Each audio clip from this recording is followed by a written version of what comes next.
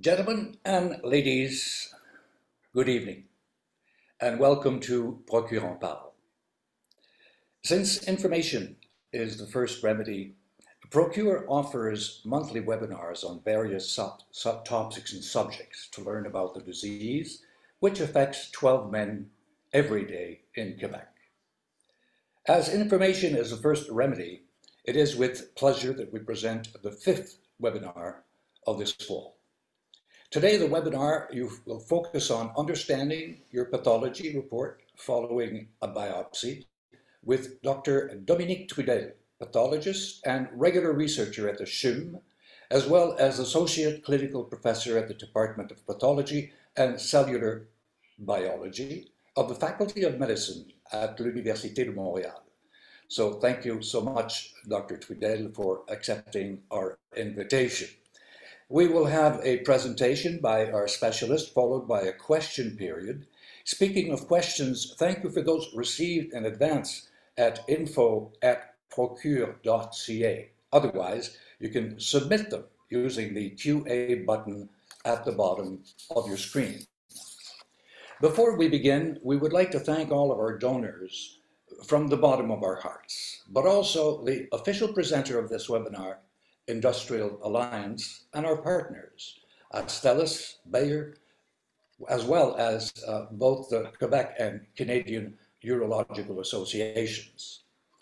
So without any further delay, I now turn the floor over to you, Dr. Trudel. You can now share your screen. Good evening. Thank you for the nice introduction. So I'm going to gladly share my screen.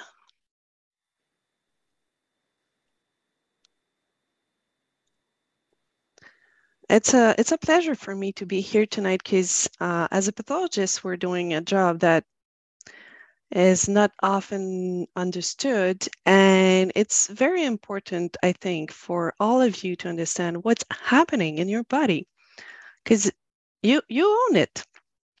So I'm going to talk about the biopsy report today, mostly because this is the first door through your journey on prostate cancer.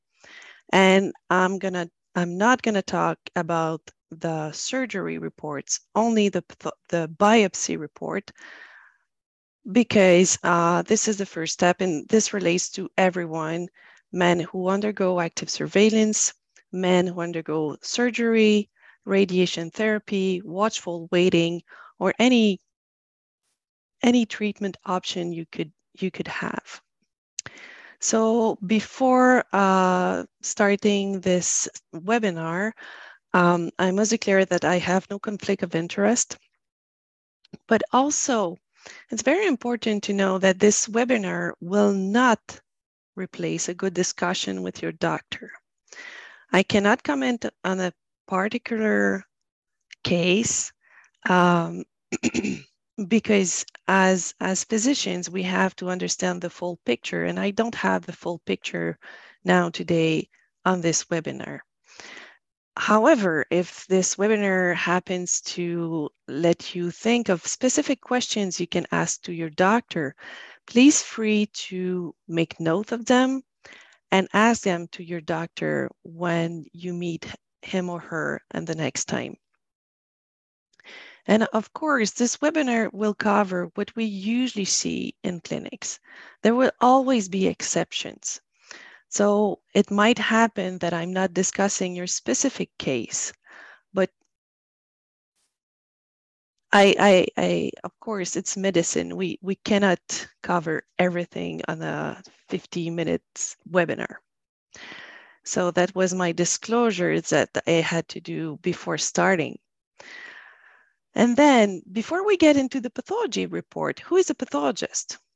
What am I doing in my daily life? So you might have seen on TV some pathologists in CSI, Dr. Quincy. This is not exactly what I'm doing daily. So what I'm doing daily, the pathologist is in fact a medical specialist who, from the macroscopic, meaning when the organ is removed partly or completely, and then you can hold it in your hands, gloved hands, microscopic, so under the microscope, and molecular examination of biopsy specimens or tissues taken during surgical operation or autopsies, deals with the study of disease. So basically, I'm studying tissue to diagnose patients. It's like a radiologist, but instead of having x-rays, we're having a microscope or a computer, and we are studying the biopsy and everything that comes out from your body if you're having a surgery. So basically, anything that is not hair or fluid, and even though sometimes you might have some urine cytology, but anything that is not hair or fluid that comes out of your body in a medical setting will be analyzed by pathologists. It will not be thrown away in the garbage bin. So this is what a daily life in a pathologist look like. So you see here my colleague, Dr. Ajares, and a former resident, and Dr. Ajares is showing the resident how to analyze tissues under the microscope. So what's our training? We do medical studies for roughly 5 years, roughly 3 years on the school benches, and then 2 years of internships with patients. This is called a clerkship or externat in French. And then we do the residency. There's a part of internship with patients that is specific to the patients that will provide specimens for the study of pathology. And then there is 4.5 years roughly of microscopy study. And then there's a final exam by the Royal College of Physicians and Surgeons of Canada. So it's a 10-year course of study. So how do we diagnose prostate cancer? So we do a biopsy. The biopsy provides with tissue. It's usually transrectal, as you can see here. The biopsy provides with tissue that allows to evaluate the presence of cancer and then to determine the Gleason score or the tissue grade. And the biopsy can determine the type, the extension of prostate cancer. And you may or may not have MRI before the biopsy. So roughly, the biopsy will allow to confirm that there is a cancer in the prostate. And we have to do it to actually characterize the cancer to determine which treatment will be the best for the man with this specific cancer. You can have prostate cancer and you won't be subjected to treatment. It depends on the tissue grade, the extension of the tumor, and often it depends also on the patient's preference. So in the biopsy, we have different zones, and if you have prostatic hyperplasia, you know, at some point in their life, men usually have some problems with urination. You have to stand closer to the toilet, you have dribbling, you have difficulty voiding, and this comes from here, this zone that is closer to the urethra. So it makes sense. You're having issues with urination because the zone that is close to the urethra, which is the plumbing in which the urine pass by, so it's kinked and it prevents complete voiding. But the cancer is in the peripheral zone that is close to the rectum, and this is why we are doing a transrectal biopsy. So, and this is also why we are doing the rectal touch, because since it is close to the rectum, it's the place where it's easier to actually feel the tumor. There is a bit of the cancer that is happening here, And usually the biopsy do not go there, but if we have a suspicion, we can go up to the transition zone. And of course, it's not, we used to say, go where the money is. So the first time we do a biopsy, we go to the peripheral zone. And then if we still have some suspicion, we go deeper. So basically, when you're doing the biopsy, I am not an expert on how the biopsy is happening, but we are sampling 12 samples from the entire prostate from 6 predefined areas, making sure that we actually catch this cancer. And then it takes 4 to 6 weeks for the biopsy report to be issued. Once a biopsy report, once we have the tissue of the prostate, the first question we ask is it benign or malignant? So is it benign or is it cancer? If it's malignant, if it's cancer, of course, it may have an impact on survival. If it's benign, there is mostly no impact on survival. And there are several types of benign. So many words will be used to describe the benign.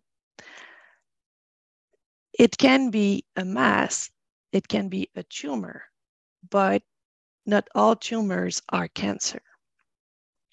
So how do we know you have cancer? Well, there are some cancer words that we use. So if you see those words in your report, cancer, adenocarcinoma, carcinoma, or malignant, it means that you have a cancer in your prostate. Beware, sometimes we write no evidence of carcinoma. It doesn't mean you have carcinoma. It means you don't have cancer. But if you see those words, cancer, adenocarcinoma, carcinoma, or malignant, it is because you have a cancer. But if you don't see these words, even if the words we are using are long and complicated, it means that we haven't found cancer in your prostate. So you can sleep safe. However, in some cases, your doctor will still want to repeat the biopsy because sometimes we miss the cancer, but we have other hints that there is some cancer. Or we say, well, you know, this year we did not find a cancer, but then 2 years later, your PSA has risen, so we will repeat the biopsy to make sure there is no cancer. So you can sleep safe if you don't see those words, but still, your physician might decide to repeat the biopsy because there are some other hints that said that we could have missed the cancer. So, of course, our job is to characterize cancer. So if you see cancer or adenocarcinoma, you may find some adjective, conventional, acinar, ductal. Please don't worry about the adjective. Don't worry about it. If you have some questions, you can ask your physicians. But mostly the important thing is you have cancer. And then what's important is the way we are trying to define whether the cancer is aggressive or not. Because prostate cancer can go from something you'll live with for 30, 40 years still, and sometimes it's going to be an aggressive disease which will make you sick and which is threatening your life. But as pathologists, what we have to do is we have to characterize the disease to say whether it falls on the safe side or not, or in between. So basically, we are evaluating the cancer a bit like if it was the army. So, you know, when you're having discussions about war strategies, let's say you're playing Risk or you're reading the news about some war, what we want to know is, what weapons does the army have? Do they have machetes? Do they have machine guns? Or do they have the nuclear weapon? This is important to know. And then what we want to know is which territories are occupied by the army. So the army could have occupied a very small territory, or the army could have been invading the whole Europe. And this is how we evaluate, well, we should attack now, or it's not a huge deal. We can wait for a bit. So basically, when we're studying pathology, the weapons the army have or the cancer have is the grade group or the Gleason score.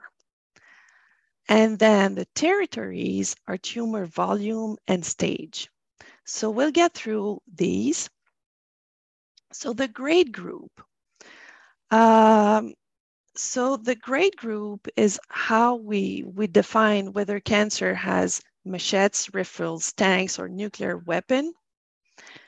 And we have pattern 3, that is the lowest grade possible. It's for historical reasons, we start at 3. And then 4 and 5, and we are adding the patterns that are present in the cancer according to the space that is occupied by each pattern. And then we transform this into a grade group that ranges from 1 to 5. So basically, we're doing math, and the lower the number, the lower the weapons of the cancer are, and the higher the number, the stronger the weapons are. So if you have a grade group 1, your cancer is less aggressive than if you have a grade group 5. And basically how it's determined, so basically if you have 3 plus 3, 6, it transforms into grade group 1, and this is low risk. Then if you have 3 plus 4, 7, it transforms into grade group 2, and this is intermediate favorable. It's interesting to see that 4 plus 3, which still equals 7, is transformed into grade group 3 and is intermediate unfavorable. The reason is that on the cancer that we see, if you have only machetes, it's good. If you have a bit of riffles and lots of machetes, it's a bit more aggressive. But if you have lots of riffles and there's only a few machetes that are remaining, the army is stronger than if you have only machetes. So this is why it goes further. And then if you have grade group 4 or 5, this is high risk because these are only very strong weapons that the cancer have. So what does it mean? The lower the better. So it's either 6 or 1, and usually in the reports, you're going to find both numbers. And at the biopsy, this will help define what will be the best treatment. And if you need to pass other tests, so obviously, the higher the grade, the stronger the cancer. You can think that the more territories will be affected. So then we will be looking actively for metastasis in the body. And then after surgery and radical prostatectomy, it will help predict if you're likely to recur and if you need additional treatment. And then in the biopsy, we want to know the tumor volume because we want to know where does the cancer go. So this is what a biopsy slide look like. So these are cores that are roughly 1.5, 1.2 to 1.5 centimeters long, and they are 0.6 millimeters wide. And basically, we are looking only at the prostate. So at the step of the biopsy, the pathologist will not provide a stage. So the stage is where does the tumor is growing. What we can do is looking at how much cancer is on the core. So obviously it makes sense. If you have a small bit of cancer here, you're likely to have less tumor in your prostate than if you have cancer from the beginning to the end of the core. So altogether, the grade and the volume that is occupied by cancer on the biopsy, the number of cores that are affected too. If you have one, the cancer is less present than if you have 12 cores that are affected. And altogether, this will help determine the global risk group and the subsequent treatment options. So I think that for today, it's going to be interesting to answer lots of questions, and I am available. We're going to start by some pre-planned questions. The first one is, I had an MRI with the results of a PIRADS 4 in one lobe and PIRADS 5 in the other. My urologist scheduled me for a biopsy. Why do a biopsy if it's cancer? So PIRADS is a radiologist way to determine the risk of having cancer. So if you have PIRADS 1, you're likely to not have cancer. And if you have PIRADS 5, you have the highest risk of having cancer. So of course, if you have PIRADS 5, it's likely that you have cancer, but it could be a cancer of low grade or high grade. And this will only be determined on the biopsy. The extent of cancer is also important to define on the biopsy to make sure that we can plan the treatment accordingly. Also, like every diagnostic test, you can have some true positives. So you can have a PIRADS 5 and really have cancer. And sometimes you have PIRADS 5 and it's a cancer mimic. So radiologically, it looks like cancer. If you read the MRI, it looks like cancer. But if you look at the prostate tissue, if you look at the biopsy, it is not cancer. So we need to actually confirm what is in the prostate to go further.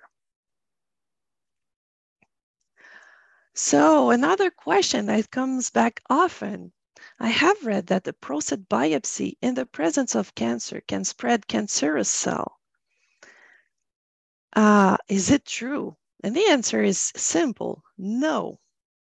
So basically, like, we are physicians, and the motto of physicians is primum non nocere, first do not harm. So there are certain types of cancer that can spread by a biopsy. In these cases, the doctors will avoid the biopsies as much as possible. And these are reserved for specific conditions. Let's say someone really want to know what's happening, but will likely not be treated for their conditions. But in prostate cancer, this does not happen. How often does a biopsy miss the presence of cancer cells, thus a diagnostic of prostate cancer? Haha, that's a tricky question. It comes back often too, but that's a tricky question because we can determine how often cancer is detected in biopsies. But since biopsy is the gold standard, so this is how we measure and how we diagnose cancer. And since it is difficult to detect prostate cancer by imaging tests, so the MRI is not 100% perfect, we cannot say which biopsy is a false negative. So we can estimate that a man's specific risk of having cancer is high or low. And depending if the risk is high, we can go back and try to find the cancer with a second biopsy. If the risk is low, then we can say, okay, there is likely no cancer on that biopsy. So it depends on the full picture too, because of course, the higher the risk of cancer, the higher we are likely to find it.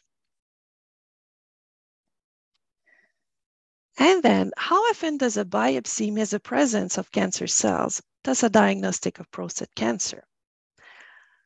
Well, as I told, the false negative. So the false, if you have a false negative, it means that the results is negative. But it should not be negative because you really have cancer, but we just did not hit it. So it varies with the size of the cancer and the individual risk of having prostate cancer. So we have algorithm that makes it possible to assess the risk of having missed a cancer in a given man. And up to now, the current biopsy scheme with 12 cylinders, 6 zones, seems to be the most optimal. And we are slowly adding the MRI-guided biopsy to this. So 12 cylinders in 6 zones plus the MRI-guided biopsies are likely to be coming soon. So I've received my biopsy, and then it was stating, well, what is that there was a biopsy in the apex, in the median, and in the base. So basically, these are prostate zones. So I told you about the transition zone, the peripheral zone. So these are in this plane of the prostate, this plane here. But in the other direction, everything that is close to seminal vesicles is the base. Everything that is in the middle is the median, and everything that is in the small point that is closer to the penis is the apex. What does fragments mean? And how important is the diameter, fragment versus tumor? So basically when I read a biopsy, sometimes the cylinders, the cores that I've shown you on the slide, the cylinders are fragmented. It happens because of processing. Sometimes there are big glands that are creating holes. So if you have a hole and it's not in your prostate anymore, you're going to have 2 fragments of cylinders. And you might be wondering, why do we give tumor length? It's because the diameter is always the same. It's 0.6 millimeters. So we skip the diameter in the length, and in the percentage, well, it's a percentage, so we don't assess the diameter for each tumor. Another interesting question is, what is perineural invasion? You might have seen this on your report. So basically, cancer is an army that wants to invade the body. Of course, the cancer cells are just growing when it's where it is easy to grow. Like the cancer does not have a mind that is mean. The cancer just exists, sadly. So when the cells are growing, they are going to places of least resistance. And the nerves are, once you get into the nerve shaft, like it's like an electrical cord, once the cells are there, it's kind of easy to grow in there. So what's interesting is that all prostate cancers do have it, all of them. It's kind of typical for prostate cancer. They seems to like nerves. But if you find it on a biopsy, it's a factor of aggressiveness, so we report it. If we don't find it on the biopsy, we just don't talk about it. But if we do find it, we're gonna write there is presence of perineural invasion. How do I get my biopsy results? So you just had a wonderful talk about what is grade, what is stage, and now you're curious. You'd like to have your biopsy results. Well, if you want to have your biopsy results, you have to ask the hospital records where the biopsy was done. So let's say you had a biopsy at the CHUM, you have to call the archives and they're going to provide you with a report once they verify that it's okay for you to have the report. So for example, if you have not met your physician yet, so the diagnosis has not been disclosed to you yet, you won't have access to your report. It's going to have to be after the disclosure.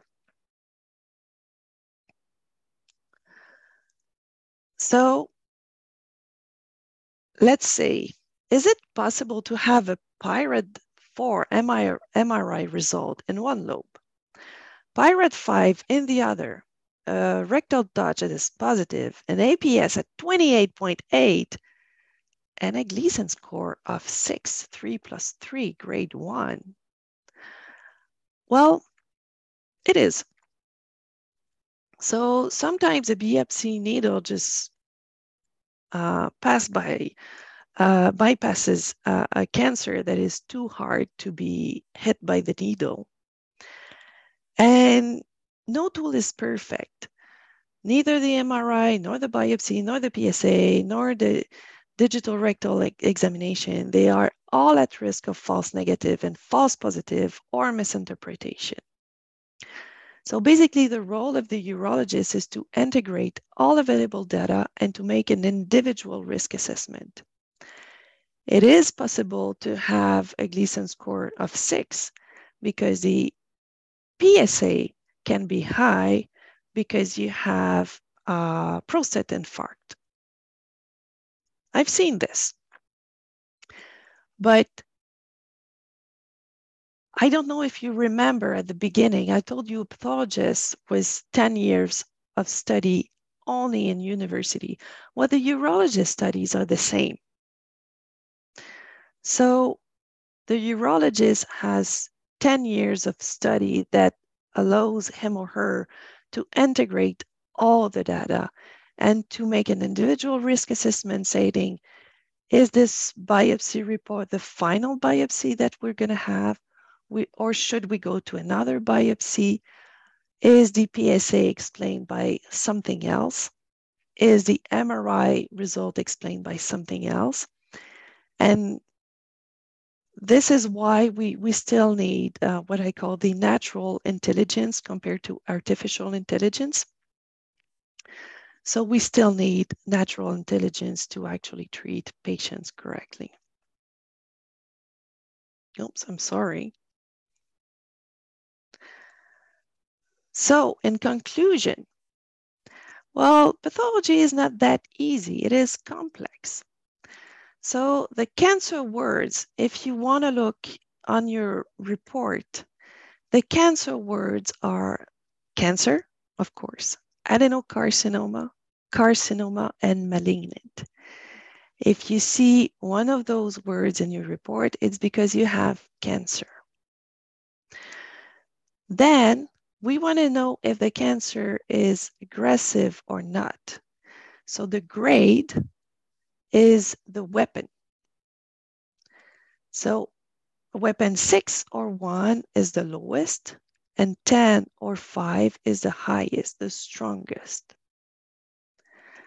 And then stage is where the tumor is going. And on the biopsy, you see this as a number of invaded cores. And in the percentage or in length of tumor for each of the cores. So basically, when we diagnose prostate cancer, we assess whether it is strongly weaponized and where does it go. And then the biopsy report will be interpreted with other clinical data, such as PSA, to guide either future biopsies or treatment or active surveillance if necessary. Do not hesitate to ask your urologist. It's your body, own it.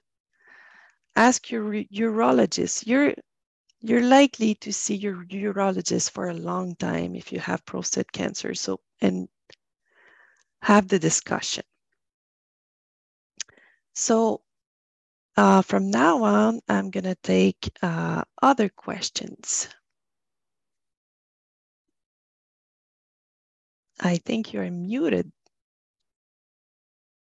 I'm unmuted right now. So therefore, thank you so much, Dominique Trudel, Dr. Trudel, for this excellent presentation. I would like to add at the same time that we're very attentive at your presentation, which sometimes was a little scientific, but you made things as clear as possible. So therefore, yes, I do have a few questions, and the first one being, how many types of cancer, of prostate cancer, actually exist? So the main type of cancer is acinar carcinoma, and it's roughly 95 to 98% of the cancer types, of the prostate cancers. So otherwise, there is ductal adenocarcinoma. There is neuroendocrine carcinoma, and there is carcinosarcoma, but these are very rare tumors. You also have tumors that are not coming from the gland itself, but from the mesh of tissue that is holding the glands together, such as leiomyosarcoma. But roughly, in the vast majority of cases, it is acinar carcinoma. A lot of research has been done over the years. How would you say that you can identify better now than urologists did then identify like 25 years ago? Well, one of these, lots have been changed. So first of all, we have PSA that allows for a pre-stratification of patients. So 20 years ago, we had PSA, but before we had PSA, then men were presenting with back pain, and then you were doing the digital rectal examination and the prostate was full. Like men were actually condemned with their prostate cancer from the beginning. Now we have detection. With the PSA, it helps tremendously. We have the 12-core biopsy scheme, which allows to detect the vast majority of prostate cancers. And then we are adding MRI to it. And this helps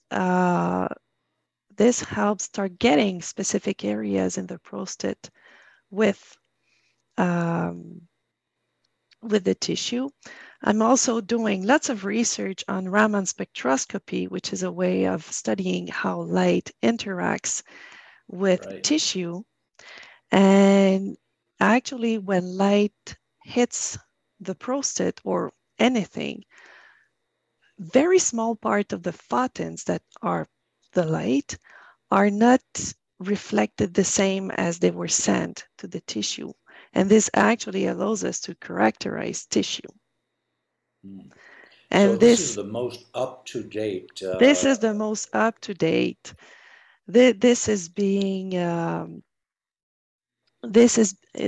been integrated in the surgical robot to assess if there was still tumor in the patient. It's very experimental, of course. Like no one's going to have this tomorrow, but it gives us hope. Of course. And that's what we're happy about. That research means equals hope somewhere down the line. And someday maybe we'll be completely able to eradicate the warrior, as you call it. Mm-hmm. I have another question for you. And well, there's actually three questions, but I think they all come down to the same thing. So what does it mean when there are different core samples with different Gleason scores? That's a very good question. So basically, the Gleason score is how do the glands look like normal prostate. So the more it looks like prostate, the lower it is. But the way it works is that we are assessing the most frequent pattern. So let's imagine you are on Google Maps and you want to know if you are on a desert area or you're close to the sea. So you can have a snapshot that says, okay, you're on the desert on your right and the desert happens to be on the sea on your left. And if you're taking the picture in the middle, you're going to have desert plus sea, and that's going to be 3 plus 4. And if you move a bit the snapshot, then you're going to have, let's say, 4 plus 3, because you're going to have mainly sea and not so much desert. And if you're moving the other way, then you don't have the same percentages. So when we're taking the cores, we don't know exactly where it hits. So one core might be hitting in a place where we are finding machetes mostly and not so many riffles. And in another area of the prostate, you could have tanks and maybe the nuclear weapon, but it doesn't have to be in the whole prostate. Right, exactly. So since we are evaluating a percentage, it can vary depending on where your needle hits. Okay, so then my next question is, can the Gleason score on my biopsy really tell what the cancer grade is in the entire prostate? Well, this has been studied a lot. So of course, most of the times the Gleason score is going to be the same on the biopsy than on the whole prostate. But depending on where you hit you hit the cancer, there are some situations in which you are at risk of having a different grade. Right. So, and this is an area where there is lots of research because this is a huge issue. And we know, for example, if you have very small, high grade, so very small, strong weapon cancer, we're likely to find other low-grade tumor in the prostate. So it's likely to be undergraded. But this is one of the reasons why we are doing lots of biopsies to have the full picture. So can the Gleason score differ significantly between biopsy and radical surgery? It can. It can. There's also, so when we are using the biopsy, when we are studying the biopsy, we have, we're using the most frequent pattern with the highest one. Okay. And in the surgery, we're using the most frequent pattern with the second most frequent pattern. All right. So, and this has been shown using the most frequent pattern on the biopsy, and the highest one has been shown to be much more representative of what's in the prostate than the other way around. Right. So yes, it can differ, and it's the nature of the beast. Thank you. Other question here. What does it mean if in addition to cancer, my biopsy report also says high-grade prostatic you say it for me, Intraepithelial. intrapitherial neoplasia or high-grade PIN? So basically, high-grade PIN. So high-grade PIN is the prostate cancer precursor. And once you have cancer, it doesn't mean a lot. But sometimes I write it in the report because it can be difficult to differentiate from other high-grade disease that is called intraductal carcinoma of the prostate. You don't need to know the name and anything, but basically just to say, I've seen something, it's sitting beside the cancer and it's not the other thing.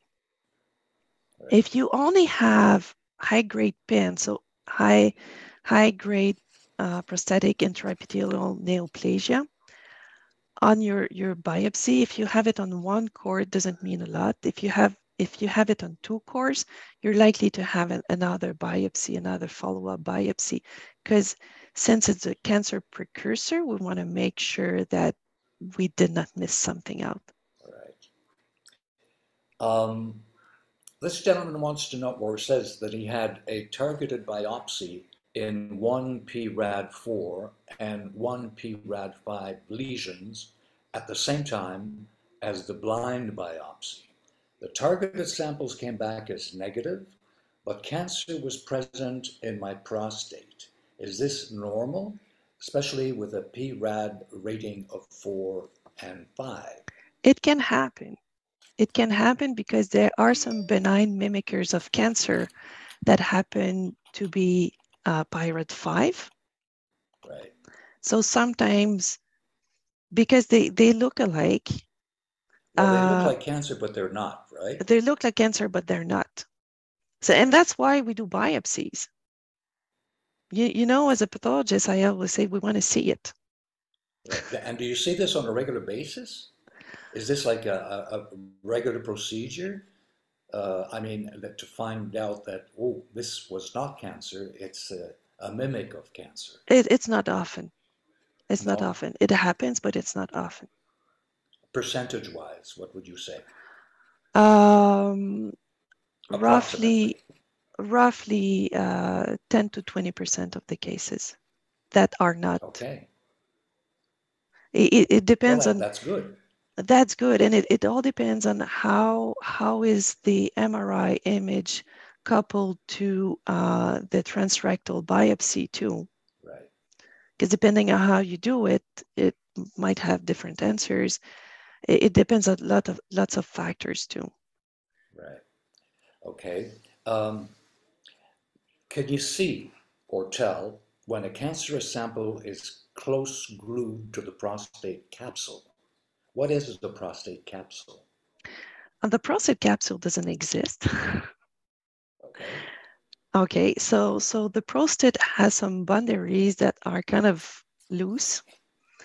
We have some criteria to say that it extends beyond the limits of the prostate. This is called extraprostatic extension.